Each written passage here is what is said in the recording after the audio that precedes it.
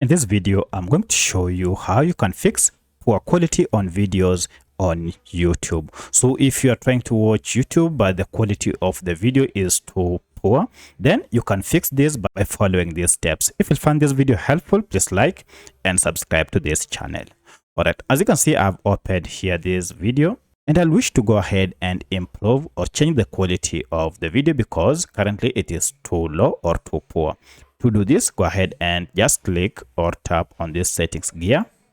And from here, go ahead and tap on quality. Now, if I tap on advanced here, you can see we have the current quality is set at 360p. This pixel is quite low. For higher quality, go ahead and choose at least 720p or 1080p. This is HD.